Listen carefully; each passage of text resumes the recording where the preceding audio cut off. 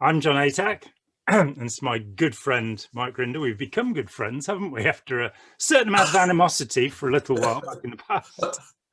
Well, actually, a certain amount of animosity, I would say probably a lot of animosity for a long time, and then a ceasing of hostilities, and now a friendship born out of I don't know, mutual experiences, I guess, and mutual interest in getting out the truth about Hubbard and Scientology. And it has brought us to a point where, you know, I thoroughly enjoy our conversations, and you're one of the people that I have a great deal of affection for, in that we speak each other's language. You know.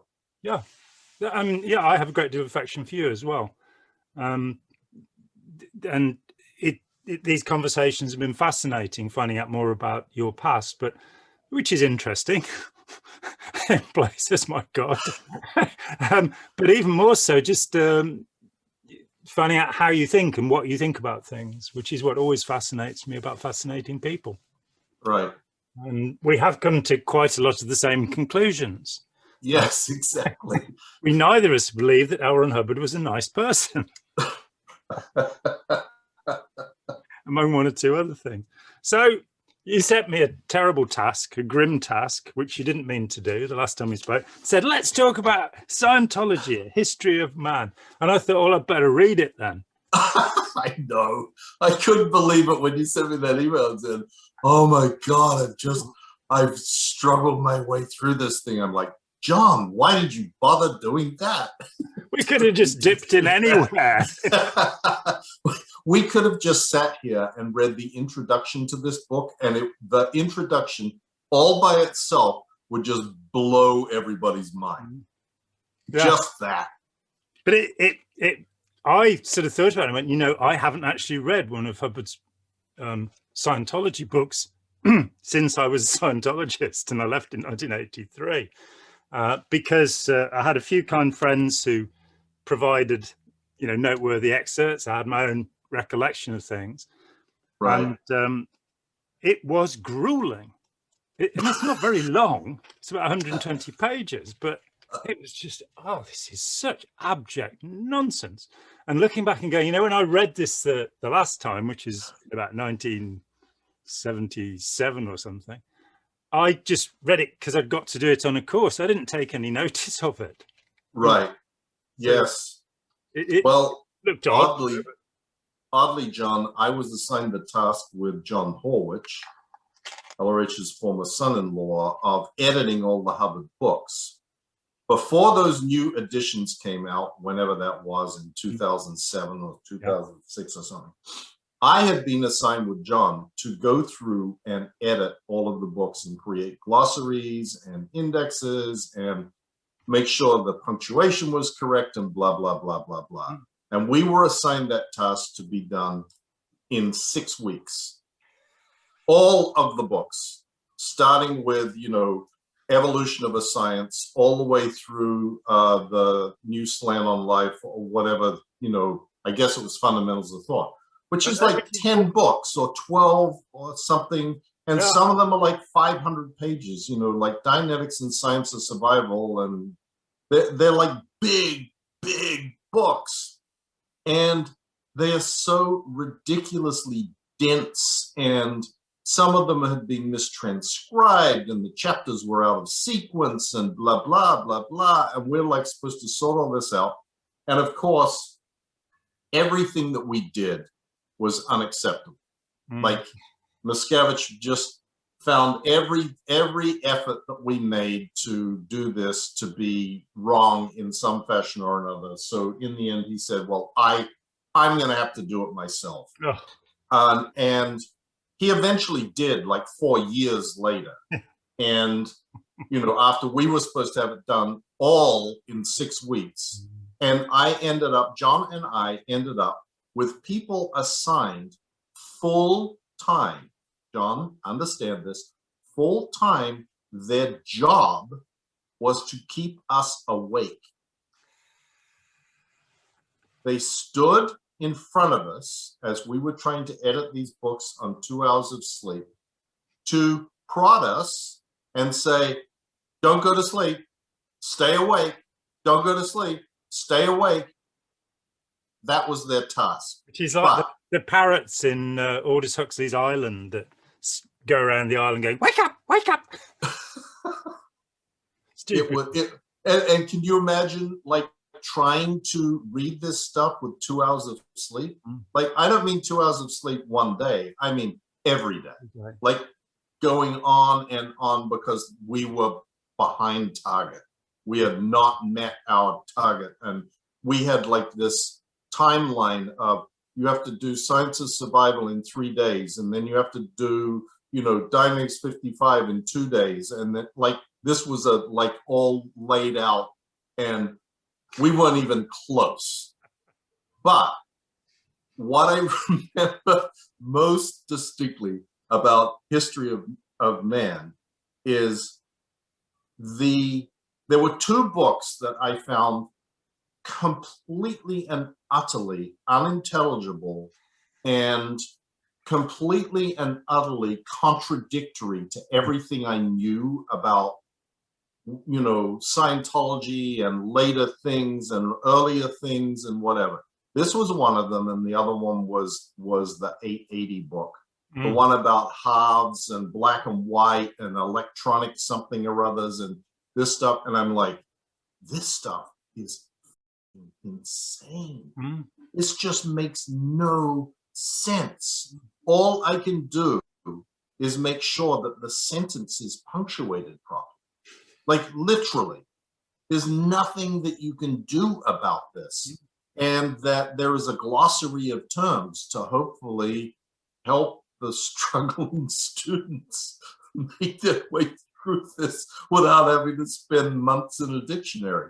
So this book, though, what struck me about this book is really not the completely ridiculous, sensational stuff about clams and havas and, like, we'll get into this to explain to people. We will. It's the introduction to the book that is just Hubbard at his egomaniacal, crazed, mad scientist best, or worst, whichever you wish. It is a piece of work. There are two things in these Dynamics and Scientology books that I find to be probably the most revealing statements about Hubbard. This being one, the Introduction to History of Man, and the other being the Introduction to Fundamentals of Thought, which is written in the third person. 50,000 years. Yes, and it talks all about, this is the only solution, and this brilliant man came up along, like, written by Hubbard as if it's written by an editor talking about himself in the third person, and it is bizarre. But this one takes the cake for bizarre. The History of Man takes the cake for bizarre in my view. I think of certainly of the published books. Yeah, it races ahead. I mean, Creation of Human Ability has a few good moments in it. Yeah. Well, I please don't anybody who's listening to this misinterpret this to being, all the other books are really great. No. This one just happens to be a poor example of his writing. This is the abyss into which we shall all fall from the brink. Yeah, exactly. This one takes the cake, but it doesn't mean that the other ones have redeeming qualities. Yeah, I mean, I interviewed John Sanborn, who edited all of the books from 1954 to 1978, everything that came out, technical volume. Right. And he took over from Althea Hart, who did 8.80, and then founded the Aberie, which is online, which is brilliant. I've said that before. But it's a real history of what happened on the edges of the Scientology movement over the next 10 years into the 60s. Before that, Richard DeMille, the adopted son and blood nephew of Cecil B. DeMille, edited 3 of the books, Science of Survival being the first, How to Live the Unexecutive. I can't remember offhand what the third one was, actually, but there were 3.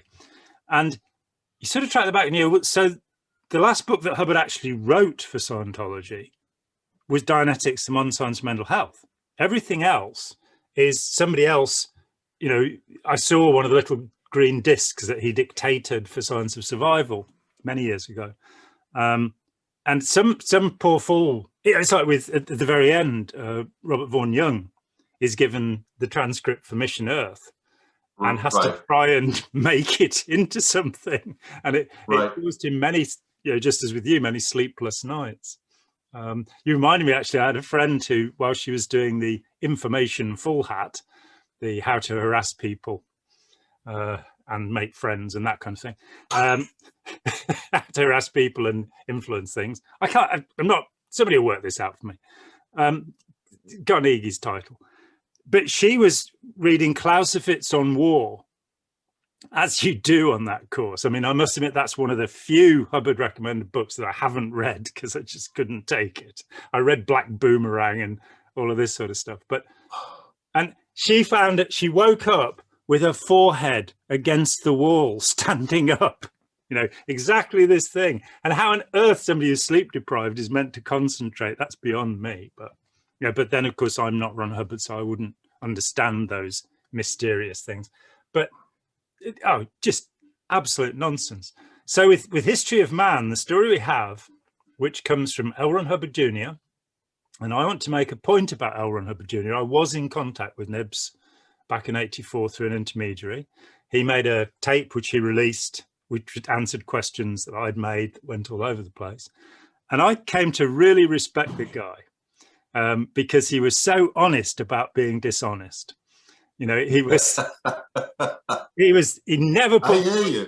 Yeah, he never put forward that he was a good guy or anything. And when you read that wonderful last manuscript, which is still not public yet, The Telling of Me by Me, we're told a copy of it is now lodged in UCLA Library, but you can't get in there because of the lockdown. So there should be a big long queue for the day it opens up, because I was told I got the 6th copy and I had to promise I'd never show it to anybody. I never have. And it's an amazing piece of work, much more so than 1/10 of 1% of Scientology, the one he worked on with Paulette Cooper. It incorporates most of that. And I started looking at it and going, whenever he says, my father was given the magic by the same man that gave it Hitler, that he's relaying a Ron Hubbard story. And so you believe it as deeply as you believe anything that Ron Hubbard said, which is not at all. But whenever he talked about his own experience, like ferrying cocaine for the mafia and his father, I tend to believe him, that when he's talking about it. So anyway, what he said was he was 18 years old. He'd been abandoned by his father long before. His father had stopped paying any money towards his upkeep when he was about 7, I think, born in 1934. And he's so excited. He's 18 now and he can go and be with his dad. I've met people who've had this situation and they're really, they're going to meet their hero, this hero's been constructed in their minds, Right. And he turns up and he's given a handful of amphetamines, which are often recommended by Hubbard in Dianetics, Modern Science, Mental Health, in various lectures. If you have to grab hold of something, grab hold of Benzedrine, he says. He's given a handful of amphetamines, told to lie on a couch, and his father starts asking questions. And what he said was that for 2 weeks, he, his father, and Mary Sue Hubbard, the newest acquisition, the I had no second wife after his first wife, very confusing, Ron Hubbard. They just lay on a couch for 2 weeks. And in that 2 weeks, do you want to read the first line? Because I know you love it. Oh, this I do. Now, that's the 2007 edition, the Miscavige edition there. And we will point out that it's a squirrel edition. It is not what the original text says. But if you want to... Oh, dear. Yeah, Okay, sorry. well, but see, I always like John to be current in my Scientology. Yes. I like to be up with the latest. Okay. This is what Scientologists today, in the world today, the few of them that remain, believe. Yeah. Because this is, in their mind, at least, what Ron said. And everything that Ron says is absolutely 100% not only accurate, it's derived from his enormous wealth of information that he has is able to spout forth based on his trillions of years of experience and knowledge. Yeah. Anyway, incredible man. And yes. He's scriptural. The thing to remember is that Scientology has become scriptural. Everything that is said is sacred and true. Okay, so here we go. This is a cold-blooded and factual account of your last 76 trillion years. Yes, trillion. Yeah, in case anybody's worried, this is an American trillion, which is only a million. It's not a British trillion, which would be a million times more than that. But then, John, it goes on. The test of any knowledge is its usefulness. Does it make one happier or more able? By it and with it, can he better achieve his goals? This is useful knowledge. With it, the blind again see, the lame walk, the ill recover, the insane become sane, and the sane become saner. By its use, the 1,000 abilities man has sought to recover become his once more. Oh my God. Oh my God. Let's do this. This sounds great. Let me point out that for one of the most important aspects of Scientology, truth is the exact time, place, form, and event, according to the Scientology axiom. It's 38, isn't it, that one? Something like that. And so it's the exact time, place, form, and event. So when you're auditing something, you must get the date and the location right, because otherwise the thing won't go away. Well, so if you missed by 10 minutes, then you're gone. It's got to be exactly right. This book, until 2007, didn't begin with that number. This book, from its publication in 1952 until David Miscavige presumably didn't have people keeping him awake, he decided to change the number. The original and many printings thereafter say this is a cold-blooded and factual account of your last 60 trillion years. Now, 16 trillion years may not seem much to our audience, but the idea is that this universe that we are in can be dated from the background microwave radiation, which comes from all directions, showing when the Big Bang occurred, and it occurred 13.8 billion years ago. So trillions are an order of magnitude beyond that, and David Miscavige has just added 16 to this. When I read that, because last year I was talking with Yuval Law, and I said, this is a cold-blooded and factual country, last 60 trillion years. He said, no, it's 76. I said, isn't it 60? And I went and got my copy and showed him, and was, righteously right and all of that. Then I picked up the David Miscavige version, and it says 76 trillion years. And I was baffled. It's why has he added 6, date locate, if you're 10 minutes wrong, 16 million years. That's a lot. That's an order of magnitude. And in the body of the book, I found out at one point he says 70 to 74 trillion. So 60 trillion, 70 to 74 trillion. And the longest duration he gives is 76 trillion. Of course, those of us who read the OT5 materials know that it's 1.25 quadrillion years. He's added another 3 zeros to that. So this whole idea of us being in this pesky little universe that's only 14 billion years old. I mean, what do we know? What does science know compared to the vision of Ron Hubbard, who sat for 2 weeks with his wife, his abandoned son, took a huge amount of speed, the kind of on the Deep Purple Speed King, I think would be the title given to him, And in 2 weeks, I mean, it took me 6 years to write a history of Scientology, which only covered 40 years. How Right. on earth do you cover 76 trillion years in 2 weeks? That isn't. I know the answer, John. I know the answer knew you because Ron tells us. Yeah. The electropsychometer. The electropsychometer, or the e-meter, as it is known, is the tool that made it possible for all of this to be so precisely validated. Dated and located. And exactly. In fact, he says right in the introduction, this introduction is a masterpiece.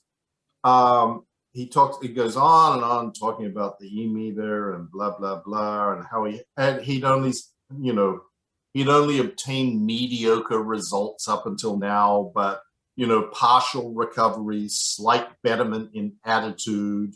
Even though he boasted about 50 points rise in IQ, yeah. Exactly. And then he goes, so page 5, the second paragraph, I think. I announced whole track techniques to a large number of auditors. Yes. Yep. But it goes on. He says, once the e-meter gave reliable data, the main problem became the estimation of intentions. And the most amusing aspect of the whole track, and the whole track is the term that he came up with in this book to describe everybody's 76 trillion years of history, or 4 quadrillion, or 1.25 quadrillion, or whichever one you want to pick.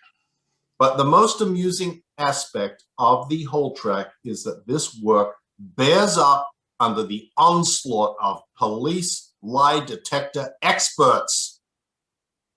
These hard-eyed and uncompromising became startled half out of their wits to discover that some of the crimes they find on their machines were committed 2 or 3 lives ago. Gravestones, ancient vital statistics, old diplomas and medals will verify in every detail the validity of many lifetimes. Your e-meter will tell you. Yeah, and that is a point that I have brought up once or twice, that I have yet to see any of these gravestones, old diplomas and medals. Indeed, I've yet to find anybody of the 1,000 and more Scientologists I've talked with who could actually remember the language they spoke in an earlier lifetime. Or their name. Or where they lived. Or it is a grand illusion, this idea that he keeps saying, you've got to check everything. You've got to, keep the analyzer whirring. He says in one place, check everything. And all the time, it's like the magician. He's waving this hand at you to look at while he's picking your pocket. Exactly. No proof. And when you go to Have You Lived Before This Life, speaking of ridiculous books, that the stories in there, they're just so childish. What they are is another version of the success story, the OT success story phenomenon in the advanced mags. That's all they are. I remember back when I was standing, blah, blah, blah, blah. All of this absolutely constructed, just as good as I thought I lost my car keys, but then I found them in my pocket, and that's the power of OT. Yeah, my intention led me to my pocket. Exactly. Even on the question of the success stories in Advance magazine, there was an admission by one of the editors of Advance that he used to write them himself. Because surely somebody has done this, So they must have. It's pretty flaky when you come down to the idea of proof, and right. That is the foundation of Scientology. That he and it's also the foundation of Aryan race theory. If we wanted to bounce off into that, the idea that you take some contemporary scientific idea as you've understood it from the Reader's Digest, and you then ram into it some esoteric mystical idea as you've understood it from Boy's Own Weekly. That there's nothing deep here. You dig into Mary Baker Eddy, who was definitely a source for Hubbard, the idea of intention controlling the world, into Madame Blavatsky, the other great scam artist of the 19th century. And you will find them just cherry picking these ideas from a quick reading of, the Bhagavad Gita or something, and then ramming into them the Aryan race theory. The idea was that the Aryans had been demigods. So they took the idea of the Aryan language, the Indo-European language from Iran, Persia, Indo-Iranian, which was given the name Aryan. Madame Blavatsky gets it and says, no, this is the name of the people who lived in Lemuria, the lost content of Lemuria. And they had godly powers, and they degenerated by miscegenation, by interbreeding with other races. And now, and this underlies the whole Nazi ideology, this idea that you have superpowers, is this familiar? And they need to be released in you. And by breeding properly, you could get it if you were a Nazi. And by doing the OT levels, you could get it if you're a Scientologist. The problem is that it's not actually true that the electron powers, that's what the Ariosophists, the Aryan people talked about.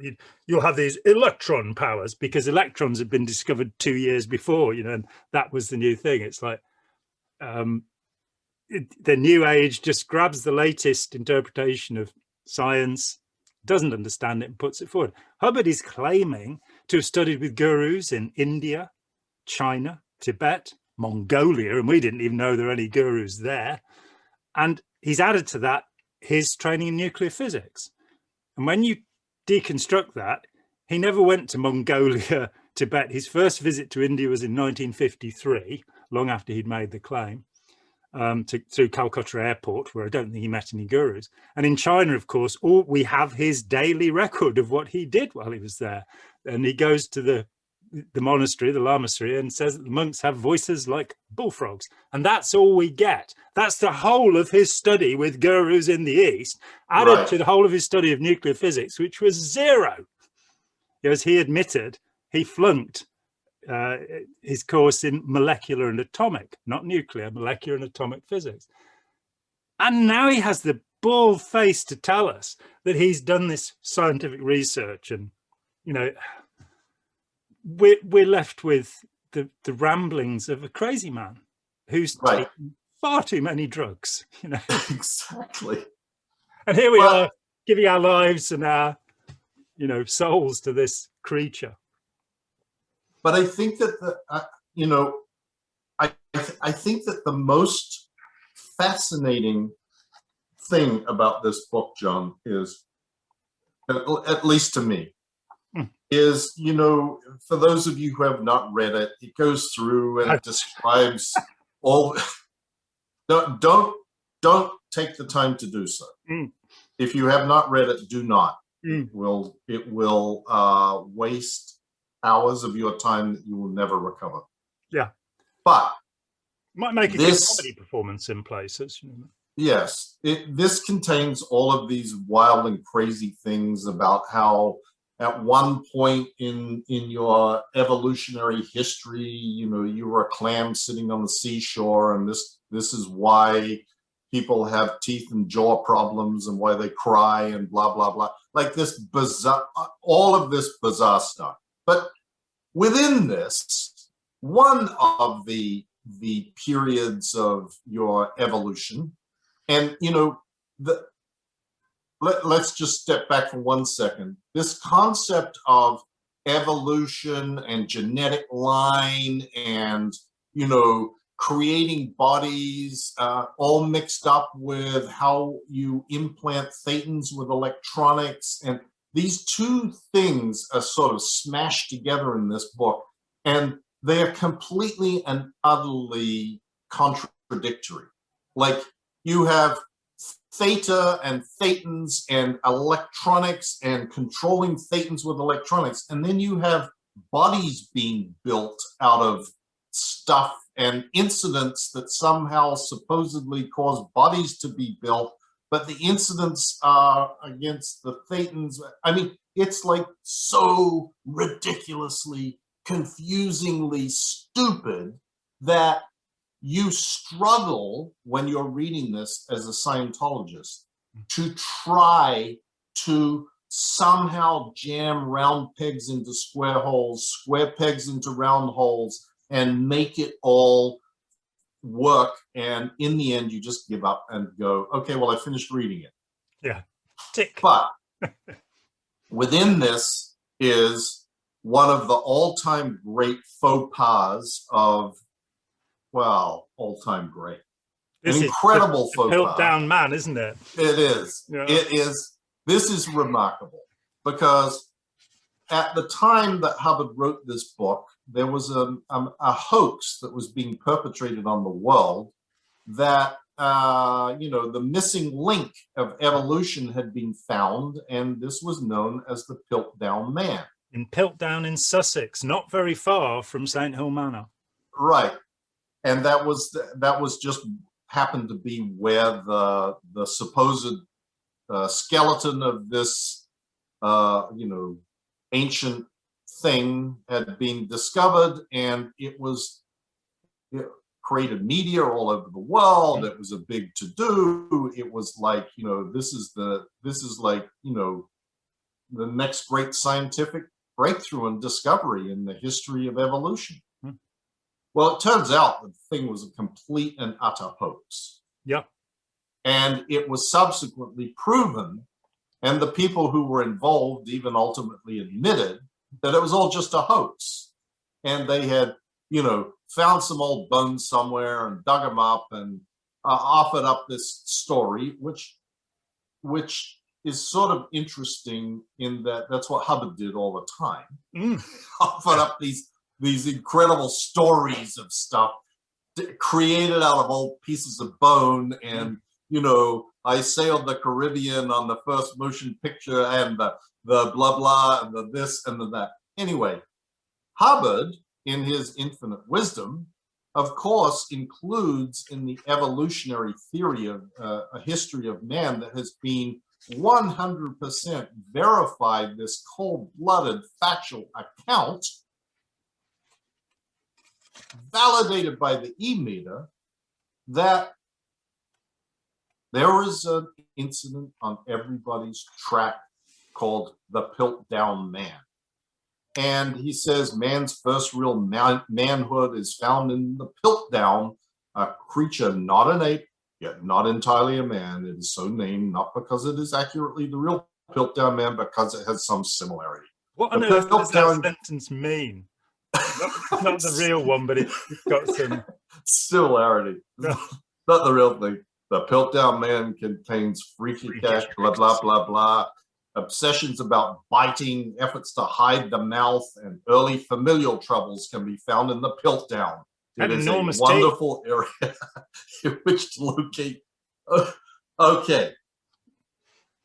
Whenever it was, this was exposed as a hoax, I guess 1956 or 7 or something. They actually, as I understand it, the students of the guy who discovered it then put another piece forward, which actually had a cricket bat and a cricket ball with it, to show that the sporting pursuits of the hominids were also, they pushed it a little bit. That's what like the guys that did the crop circles, they just kept it going. But yeah, it was known to be completely fraudulent. And he doesn't talk about any of the incredible discoveries of the Leakeys, or Raymond Dart, which had happened, the tongue baby, that was 1925. Australopithecines, the Robustus, the Neanderthals. No, we just get the Piltdown. That's the link, Right. And it was actually, I think, an ape's lower jaw added to a human upper skull or something. Very big teeth. Right. Yeah, very big teeth. That's why you make an effort to hide your mouth. It's, of course. Early familial troubles. All of these stem from the Piltdown Man. It's why he only had a first wife and a third wife, because he bit the other one. See, it's all coming out now. What is so incredible about this is nobody has thought to just take this out of the book. Like, it's still there. And Scientologists if you went up to a Scientologist that had no understanding of the history and hadn't ever learned anything about this hoax of the Piltdown Man and asked them about the Piltdown Man, they would tell you, oh yes, this was the first real, the evolution from ape to man.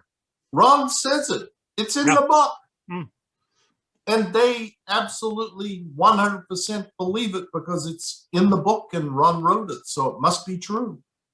And this, to me, encapsulates there is so much of Scientology and so much of the claims that were made by Hubbard for it that are subjective rather than objective.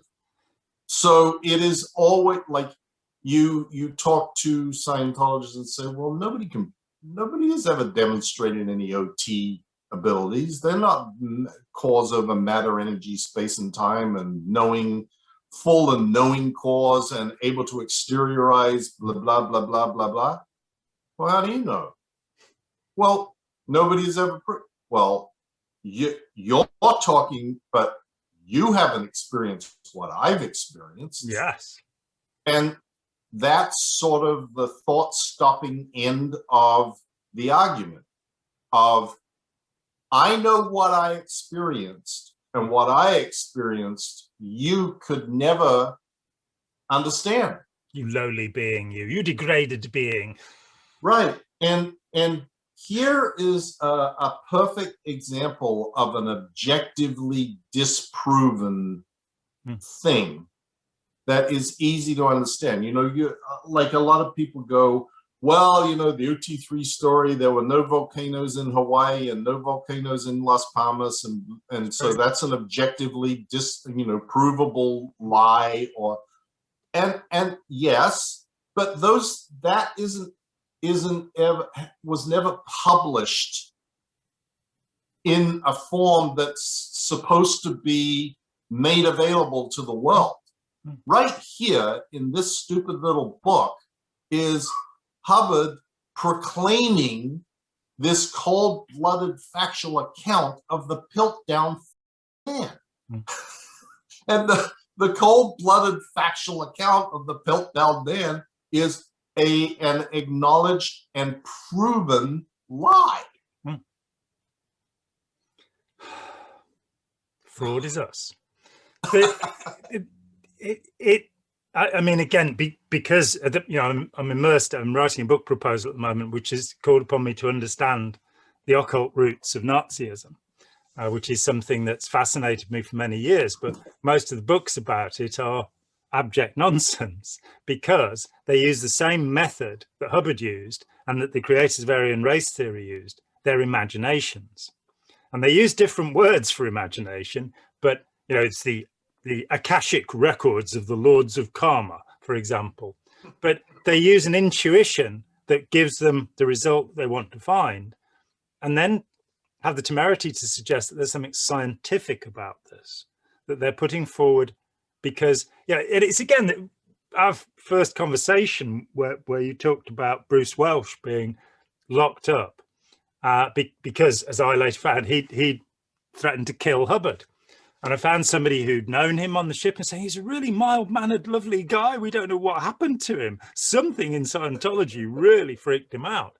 But you then find that Hubbard, based on this research into Bruce Welch, and he was swapping, Karen de la Carrière said, because she was with Hubbard at the time, Hubbard is having notes pushed under the door to communicate with Bruce Welch. And out of that, we get not only the introspection rundown based on research into one case, we also get List 11, one of the most expensive things in Scientology. They're both solely based upon what he did with Bruce Welch. And as we know, Bruce Welch wasn't cured. Bruce Welch had an acute psychotic break. And when he calmed down, and that's often the case, sadly I've had to deal with quite a number of cases of this that were to do with Scientology over the years. When he calmed down, he was kicked off the ship and nobody knows what's happened to him. So that's the research. This is the... Now, to put that in some scientific light, a gold study in science is considered to be 1,000 cases with a proper control group when that has been replicated by completely different people using the same methods, you have something you can present scientifically. So 1,000 cases twice in 2 different places, that's gold standard. That's the beginning of something. One person or his crazy head and what he imagines. And, you know, he changed his mind so frequently about what was true. As you say here, he's basically rubbishing everything he's done before. But everything he's done before was going to cure asthma and bursitis and stop the common cold and raise your IQ by 50 points. And he's now saying, no, that didn't really work. He said he'd done that with 273 people in Dianetics. But now, no, that's not science anymore. All I have to do is take a handful of Benzedrine, lie on a couch, and in a couple of weeks flat, you'll have this utterly bizarre book, which it's even where it's set, you know, it's meant to be 60 or 76 trillion years, but you quickly have the atom, the cosmic impact, the photon converter, the helper, and we're into the clam. So we've actually come into the evolutionary line of the planet Earth at about, what, a couple of billion years ago? And we've just dumped the rest of the 76 trillion years. We don't care about that. And then, I mean, we have to talk about the Grim Weeper. You know, that's a favorite, yes. Also, the Jack in the Box. The Jack in the Box is another one. Yeah, and we will be having a glare fight later on to demonstrate how you do things. But this obsession with, you know, bivalves that he has, which, you know, maybe he was bivalve sexual or something, I don't know. But it's you have to audit. This, as you said, is that because all they're doing is opening and closing, our tear ducts apparently have no purpose whatsoever other than to expel seawater. The idea that there's any usefulness in cleaning your eyes, having these things, or sterilizing things because of the saline content. No, it's because, and then there's that fear of falling, which we all have, which is from having been picked up for so many millions of years by seagulls and dropped. And, you know, that could be quite, this astonishing focus on this narrow thing that we go from the clams to the weeper. After leaving the sea, the genetic entity spent 500,000 years on the beach. Why? Why did it do that? The weeper is so called because it had to pump salt water. It was deduced, and this is a deduction, okay, that crying in a human being is very unnatural. Why is it that a human being has to pump out some salt water in order to feel better? Which is to say, why does crying out a grief charge produce such a changing case? Well, frankly, we don't care. There must be a reason for it. The creature had 2 pumping tubes. Aha! These later became, because they were furthest toward the light, the eyes of the human being. So there's a complete explanation of the evolution of the eye. But what there's another funny part about this is, like, so many people comment about Hubbard's teeth and how disgustingly rotten and black and shitty they were, and, you know, all the years and years of work by the Hubbard F&E department to try and whiten up and clean up his teeth in every photograph and video of him. They spent years doing it in the films, like cleaning up his mouth. In the Tony Hitchman interview, you'll see the original one. It's like the usual, look all black and gross. And then in the colorized version that was eventually put out, all lovely. I mean, they're not straight, but they're at least semi-white. The Colgate ring of confidence. Exactly. But there is a lot of discussion of teeth in the history of man. A lot. And he he says, look, this goes on and on and on about this, but there's one little bit I have to just read. You know, Thus, they deduced that there must have been much pain in this area, pain being the mouth, this area being the mouth, and audit all such incidents for all teeth, and you have permanently taken the pain out of toothache and cut down decay. By the way, a barnacle, just this bursting possibility, at length developed a blowout area, a cap which would blow easily, and teeth have such an area. It gives way and makes cavities. Yeah. Well, obviously, Hubbard knew that he had ordered out all his bursting teeth incidents, his barnacle, his weeper, all of those things. So he had no cavities. So he had no problems with his teeth. He didn't need a dentist for anything because he'd handled it all in some auditing that was done in 1952. Yeah. When I came to know the late Cyril Vosper, author of The Mindbenders, who was one of the people in the original edition of Have You Lived Before This Life, before they took the names of the pre-clears and the auditors out, because so many of them were no longer in Scientology. But he said to me that he lived in London, and he'd be walking down Tottenham Court Road in London, and he'd be approached by a body router, a recruiter, and he'd start talking with them, because he was an impish fellow, Cyril was, I must say. He had a little mischief about him and a great sense of humour. And he'd say to them pretty soon, I knew Ron Hubbard. And they'd go, you knew Ron Hubbard? Oh, he met the source, the founder, the boss, the old man. And he'd say, yeah. And they would inevitably say, what was the thing that really most struck you about him? And he would say, the smell. That if you got anywhere near him, the foul smell of his mouth from the halitosis, and then they would blanch and run away.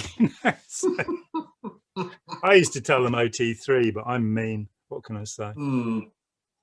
But just to confirm, it does actually say on page 49 of this edition, the Weeper, originally called the Grim Weeper or the BooHoo. The Grim Weeper. He's such a comedian. And we find out Hubbard smoked 100 cigarettes a day and only quit a couple of years before he died. I think Kimmer Douglas said at the Armstrong case in 84 that she'd been his nurse and she left him because she just couldn't stand being around him anymore. And she said that she thought he had a better chance for his health because he'd cut down from 100 unfiltered Picoon cigarettes a day to 80. And I had a messenger who said that he'd say, he wished he could give up smoking. This is the founder of Narconon and he can't stop smoking. But it says here an explanation. Now and then the auditor will find a volcanic upheaval incident in re-stimulation with its pools of choking sulfurous smoke. It has been suggested that smoking tobacco is a sort of dramatization of volcanoes, which at the least were spectacular.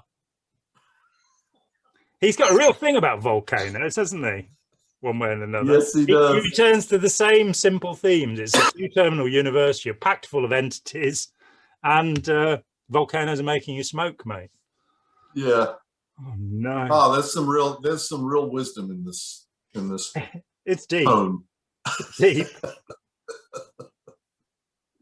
Yeah. Oh, to think that I bought this bullshit. Oh dear. It is rather embarrassing, sure isn't it? I honestly, John, I'm not sure that I ever really bought this. No, me neither. I can't believe this, can I? This was just beyond my ability. It's like one of those things, like I sort of set it aside in my mind as, oh, that's just a period of something or other, research or something that I don't really need to bother with. So therefore I don't need to critically analyze it. Yeah. I get what I mean? I get it, absolutely. Whenever he, made some really horrible pronouncement, and I wasn't familiar with the Guardian's office stuff until after I left, but nonetheless, every now and then he'll, like homosexuals are all 1.1, they're all covertly hostile, they're all out to get you. Or Bantus consider it an overt, a sin to not steal something. Or whenever he said one of these things, I would somehow go, oh, well, you know, he was just a man and that's stupid.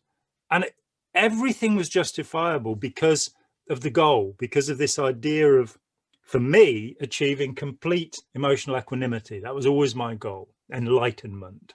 And I never thought that the bridge would get me there. I always thought that, but I thought it could enhance my ability to get there.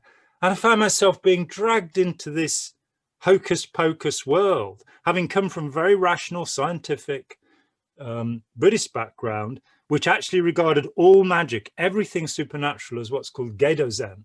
So we dismissed all of that stuff. And I find myself at the worst extreme of it. You know, it's like Harry Potter doesn't go as far as Ron Hubbard, basically, in terms of, you know, the idea of magic and the human being.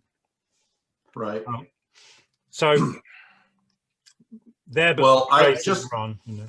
just for the amusement of our listeners and for those who haven't read this book, I just opened to 2 pages, page 114 and 115, and I'm just going to read down the titles of these supposed incidents that everybody shares in their 76 trillion year cold-blooded factual account of history.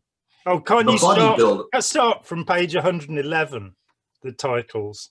Oh, you've got the ice cube before that even, but you've got the emanator. Isn't that pretty good? Yeah, the emanator is pretty good because it says this is a large glowing body of radioactive material which hangs magically in thin air, a sort of a god, an all-knower. Its outpulse puts one into a trance. Okay, this is just 2 pages of this small format book. It goes from the bodybuilder to the jiggler to the whirler to the bouncer, the spinner, the rocker, the boxer, the faller, the education, the fly trap. Now I've just got to read you the thing about education, because this is also enlightening in that he says, after all these, the Thetan was given a complete education. This was of a hypnotic stimulus response variety. It was the type of education which makes a file card system out of a thinking being. It is dramatized today in universities as it requires no skilled instruction. This is a little glimpse into why it is that Scientologists don't believe in formal education, and particularly in higher education. I mean, this is just one little statement. There are numerous statements that Hubbard made about the incredible waste of time that an education is in anything other than Scientology. Yeah. But, you know, the disdain for anybody and everybody and anything that is not in agreement with his crazy ideas is just amazing. And it permeates everything in Scientology. And this book is just, I'm flicking through pages, and I've got, you know, you mentioned glare fights before. Additional incidents on the Theta line, glare fights, mirrors, exploding facsimiles, implosions, the Kappa, the Prover, the Iron Maiden. The Iron Maiden. Lots of heavy metal involved in this, isn't there? Yeah, exactly. The idea and the Iron Maiden, it says, this is a relatively recent incident happening only 2,000 or 3,000 years ago. And we have a little date locate problem yet again, because of course incident 2 in OT3 happened on the planet Tigiak, the Jerry Armstrong Corporation, that's an abbreviation for 75 million years ago. Yeah, on page 30 on page 56, we're told that it's rare to find a theta being coming to Earth 35,000 years ago. Rarer to find one earlier. So the e-meter on one occasion proved that we hadn't come here until 35,000 years ago, and another 75 million years ago. On the pointers to education that you make, just to use Hubbard's own words about this, advanced courses are the most valuable services on the planet. Life insurance, houses, cars, stocks, bonds, college savings, all are transitory and impermanent. Advanced courses last forever and give immortality. There is nothing to compare with advanced courses. They are infinitely valuable and transcend time itself. Just put the name Ron Hubbard on the check and send it in. Oh, just such pompous nonsense. I think the other thing that interests me, after I left, I started looking at the things that weren't on the courses. And you only ever, unless you've been ordered by David Miscavige to read the books and edit them, you only ever read what's on your courses because there's so much of it. And indeed, History of Man, to make it clear, we didn't do any of the things in here. I never did any auditing that was related to this book. So I didn't care what it said. As it says in the beginning, it's a history of research and it's all nonsense anyway. All of the claims are spiritual claims. Your spiritual IQ will go up. Your spiritual asthma will be cured. But you know where you have to read this book now? In the bath? OT8. Yeah. Well, I was shocked when I found the old OT7, I think it was, is actually creation of human ability. Right. I was wondering why my friend Rex was being thrown out of Scientology because he was doing these things at home. And they're going, you can read the book, but you mustn't be near Earth, be near Moon, be near Sun. None of that, because you'll do that on the OT levels. Oh dear. Right. And they don't even pretend anymore. There are no OT levels that are meant to give you, the training for your powers anymore. Beyond maybe the sunshine rundown that you do after clearing course. Sunshine rundown. Oh dear. Well, or OT1, go and sit outside and observe people. Yeah. That's an OT level. Yeah. That is a serious OT level. Yeah, that's the deep OT shit. Yeah, and then after that, back to the body thetans. Well, actually, before you get to the body thetans, you have hundreds of pages of handwritten dichotomies. But goals, problems, masses. I mean, the poor people who did it in the 60s had some of our six that's where you started getting them. The clearing course, John McMaster, when first time I interviewed him, and he was saying, I don't know why he chose me as the first clear. And it's like, oh, he chose you. Oh, yes, I didn't attest. He came to me one day and he said, right, you're done. Okay. Along with 6 other homosexuals, the first 10 clears. They called themselves the cleared queers. No kidding. Yeah, I had a phone call from a guy who's a Hollywood set designer. And he said he was clear number whatever, I better not number him, in that 10. And he said, why was it that he chose so many gay people? And he said, I think you can work that out. It's called blackmail. John McMaster, when I met him, there was a thing called, in 84, there was a thing called the Gay Theta Association in LA. So after I'd met him, I wrote to him and said, hey, there's, get together with these people, because he was so evidently gay. So what, And I knew that, excuse me, I knew that would have given him a hard time. And I wanted him to get in with some people who could agree with him, even though I didn't believe in Scientology anymore, it seemed a friendly thing to do. And I got this indignant 7-page letter, handwritten letter, saying that he was most certainly not a homosexual. Then, that was in 84. And in 86, I was staying in a house in Sunland, and he'd been there 3 months before. And the woman whose house it was had 2 teenage daughters. And she said she came home one afternoon at 3 PM and found John naked chasing his boyfriend around the house. He wasn't homosexual though. He just poor man, but It just appeared that way. yeah. So the apparency, it is, but yeah,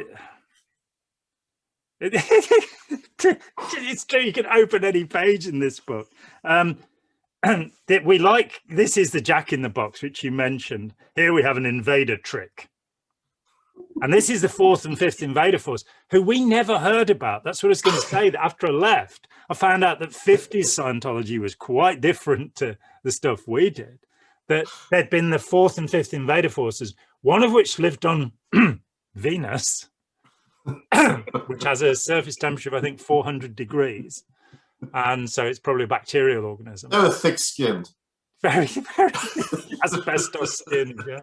And the other on Mars, which might be a little bit chilly, and they don't appear. They had warm jackets. Yes, anorak. They haven't left any, apart from the canals of Mars, which of course were still being talked about in Hubbard's early years. Here we have an invader trick, a method of trapping thetans. It is a facsimile scrambler. Facsimiles being the mental image pictures that we're all meant to. Got 76 trillion years worth of these. I think I've got a Kodak slides, one every 24th of a second, according to Hubbard. That is a lot of pictures. It is a facsimile scrambler. It is very early, not the earliest, only the earliest invader trick. And there's no explanation of who the invaders are in this book, by the way, just in case anybody was wanting to get a misunderstood word. He's just given you one. The thetan area is invaded by mest beings, matter, energy, space, and time, physical beings. The thetans bother the mest beings, nipping them, etc. The mest beings use theta traps. One of these is to give the thetans pretty little boxes. This is like the cluster bomb units dropped over Cambodia. These boxes contain a stack of pictures. As thetans are disposed to gather facsimiles, these pictures are very acceptable. The thetan looks over the pictures. He finds that they are quite similar one to another. They show each one a picture of a box of pictures. When he replaces the lid, the box explodes violently. He instinctively tries to dampen the explosion. He gets his aura of beingness. I don't remember learning anything about the aura of beingness anyway, full of pictures, which are extremely confusing, being pictures of boxes of pictures. The running of this incident is simple.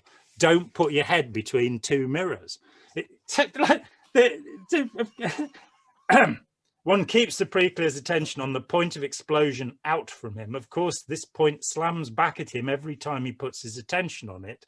You will find a pre-clear with this in restimulation to be very curious about cereal boxes, which have pictures of boxes of cereal, which have pictures of boxes of cereal.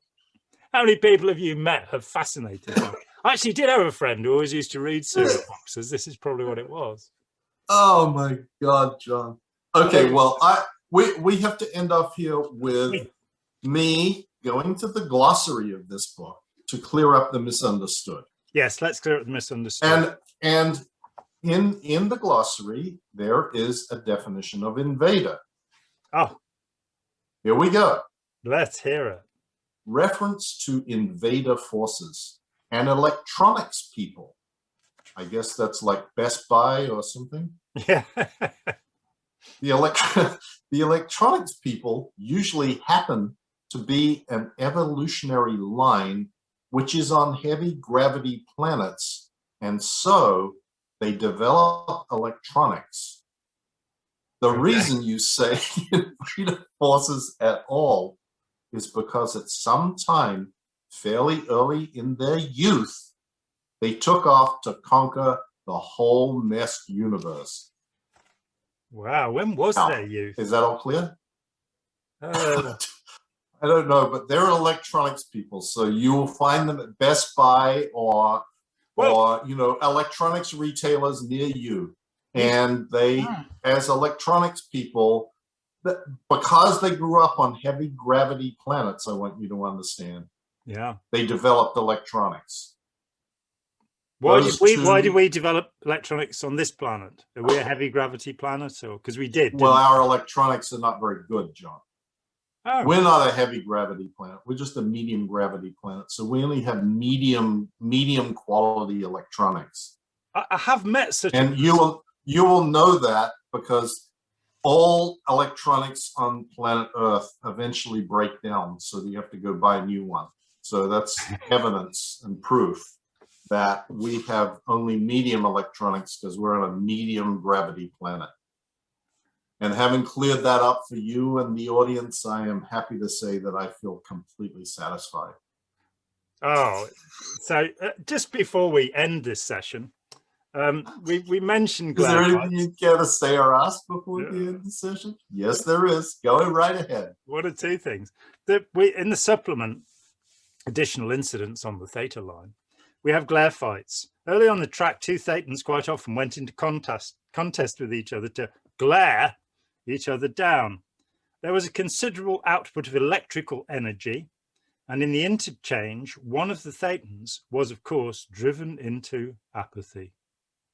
A common protection used by beings against thetans was a mirror. What these non-thetan beings are is a bit confusing, but the thetan would send a stream of energy at the being carrying the mirror, and the stream of energy would, of course, be directed straight back at the thetan. So he would be in the strange position of glaring at himself. This is the Medusa, isn't it, with the shield, you know, and she didn't herself turn into stone. But what my question is how does a thetan hold a mirror? Yeah, with his huge teeth, probably.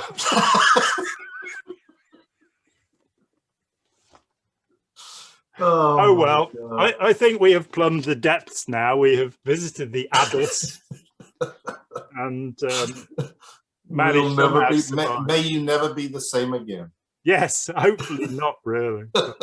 Okay, fantastic, Mike. Thank you so much yet again. Thanks, John. This has been a lot of fun today. Yeah, really we must, from now on, we must do things that just make us laugh. Exactly. Great. Thanks so much for watching. I'm John Atack, my guest, Mike Rinder. Thank you. Hi, John here. Thanks for watching. We'd appreciate it very much if you would click like, as well as subscribe, and click the bell for notifications. Every dollar helps, and we welcome new patrons on Patreon, or you can make a one-off payment with any currency through PayPal. Thanks so much.